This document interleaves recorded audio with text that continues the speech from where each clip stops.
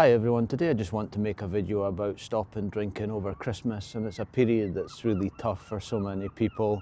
You've got the work parties, you've got friends and family hosting parties, and as you know, Christmas is just a booze fest pretty much everywhere, and everyone's off work and it's a jolly time, so to speak. And the expectation that's just been there over years and years is that you pretty much just drink every day, or you go to the pub and there's Christmas drinks and mulled wine and everything. But I've had quite a few comments just with people seem a bit desperate to just do anything to avoid drinking over Christmas. But as we know, it's just such an easy time to fall into bad habits. But I'm going to give you 8 tips on how I would defeat Christmas if I was still drinking and wanting to quit. So here goes, 8 sober tips to get you through Christmas. So the first one is, I would just write down all the reasons why you want to quit. And I think just writing those reasons down and seeing them with your own eyes just has such a much bigger impact on kind of what you want to do. And I would write down the benefits, everything that you want to achieve as well. So maybe on the left-hand side of a notepad, just write down all the reasons why you don't want to drink in December. And it'll be all the usual suspects, you're just bored of terrible sleep and no energy. You don't want to spend so much money over Christmas like we all do, just on booze and overpriced things, drinks at Christmas markets, etc. And also just write down the benefits of what will happen if you don't drink. So sleep will improve. You won't fall out with anybody.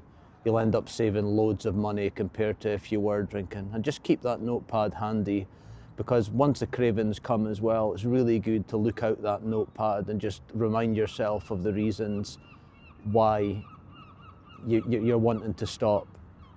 The second tip is to just tell people around you that you're going to stop.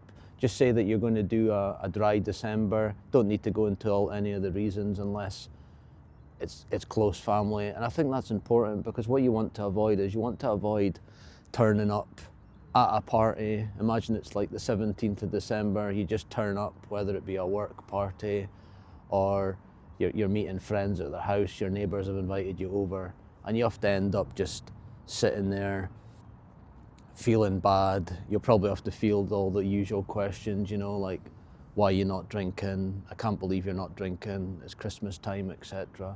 So I think it's just a really good idea to just give people advance notice that, you know what, I'm off the booze. So once you actually do arrive at the party, at the work, do whatever, you're prepared and you won't get those annoying questions that we all get. The third tip is just to clear your house of booze. The last thing you want to be doing is you've got a bit of time on your hands and you maybe open up a cupboard that you've not opened in a while, and they're staring you right in front of your eyes as your favourite bottle of wine, for example. Or you open the fridge just because you're just maybe floating about, you got a bit of time on your hands, you open the fridge and there's a can of your favourite lager just staring you in the face, and it's coming up to that period, you're maybe off the next day and you just think, you know what, I'm just going to do it. So just clear all the house out of booze, donate it to a friend, pour it down the sink if it's just a cheap bottle of something. It won't be missed, but at least you'll have a clear house going into December. The fourth tip is to actually tidy your house and also keep your bedroom clean. There's nothing better when you come home from a day at work or you wake up in the morning and everything's clean. It just puts you in a good habit, puts you in a much better mood. And when you're having an early night, when you're not drinking, maybe it's about 10 o'clock and you think, you know what, I'm just going to grab an early night. There's nothing better than going into your bedroom and it's absolutely lovely clean. The sheets are clean, everything's clean. And like I say, it just puts you in such a more positive mood to have an early night. And when you get up in the morning, going through the living room, maybe you've got a home office as well, when everything's just really clean, there's just not a better feeling than that. The fifth tip is to track your progress. And I think that kind of just goes for loads of stuff that we do. There's nothing better than maybe looking down on an Excel spreadsheet or a calendar and everything's X'd off.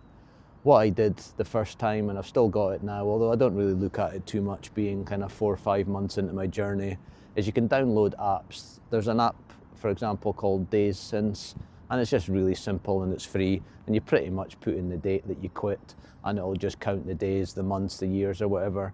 But I think it does give everybody a boost after a while when you look at it and think to yourself, you know what, that's a couple of weeks off it, or that's me 3 weeks in, and it gives you a bit of a mental boost to maybe just kind of keep you going. Maybe you were at a bit of a down point, you know, maybe you had a few cravings and you thought, you know what, I'm going to see how long I've done, and then like I say, you've hit 3 weeks, for example, and you're thinking, brilliant.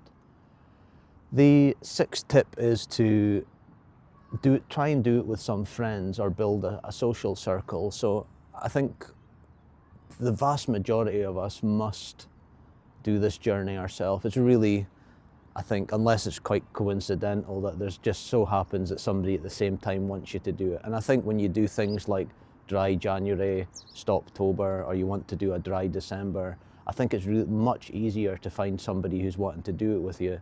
So just ask about, you know, you don't need to go into too many details. Just say, you know what, I'm really wanting to quit not drink in December. Hopefully you're thinking in your head, you know what, December is just going to be the first month of a long stretch off the booze, hopefully forever. But I think it's just a really good first step. And you'll be actually surprised how many people would want to do it with you. I think everybody now seems to have done a dry January or Stoptober, etc. So you'll be surprised, and I think it just brings a lot more, it's just great doing it with someone you can resonate with, share ideas with, share lessons and learn with, and I think it's a really positive move to make. Also as well, if you can't get a friend, maybe join something like 1 Year No Beer. I've never really looked too much into it, but I believe you can go on their website, sign up, you know, you get a community there, and also there's loads of folk online as well these days that you can start your journey with. I think that's a really good idea, to be honest. With number 7, I would just prepare for triggers. We all know they're going to happen, and they'll probably happen when you're just sitting around and you least expect it. But what I normally would do if I was preparing for triggers is I would always go out for a walk when I get one. I just think it always cleared my head, and by the time I got home, that craving had passed. Because a lot of the times these are just momentary cravings that kind of come and go. So if you manage to keep yourself busy, do a bit of DIY around the house, go out for a walk, that's perfect. I also found as well, I would normally wait until I have my dinner, until I kind of started craving a beer. After a big dinner with a dessert, there's absolutely no way I wanted to have a can of Guinness or a beer. It just wouldn't really happen. Also, a good thing you can do is just have your friend, if you're doing it with somebody, on standby on the phone, and just give them a phone. And if you're doing it yourself, maybe just give a relative a phone, give your maybe parents, brothers, friends a phone, and just have a good chat. But that'll keep your mind occupied, and I bet you by the time you've stopped having a phone call, you've done a FaceTime, I bet you the cravings have completely went. The 8th and final tip is just to find the willpower in you. It's just amazing these days, I think, that our willpower is just kind of being taken away, and I think it's just from the way you're raised these days. You know, every time there's an incident, you're always told to ask for help. If there's a fire, you're meant to phone the fire station. You know, if there's an incident, never get involved, phone the police. Even at school, you're taught, you know, if something happens, just follow the person in the high-vis jacket. And think what's happened when we went older. And don't get me wrong, it's great to talk to people. I think it's amazing. But I think there's some situations, like I say, if you're trying to quit something, or you're trying to achieve something by passing a course, or you're trying to pass something at uni, sometimes you might be tired, sometimes you woke up on the wrong side of the bed, but sometimes you just need to find that inner willpower, just something inside you to get you through. So if you do get that craving, just keep telling yourself, you know, who's going to win this, me or that bottle of beer that's sitting in the shop 100 meters away? And like I say, just find that willpower. Anyway, I hope that you enjoyed this video. Please like and subscribe if you did like it. I've got loads of other videos on the playlist if you like these park bench videos. I hope this was a bit more of a positive one. I hope you enjoyed it, and I'll see you in the next one. Take care.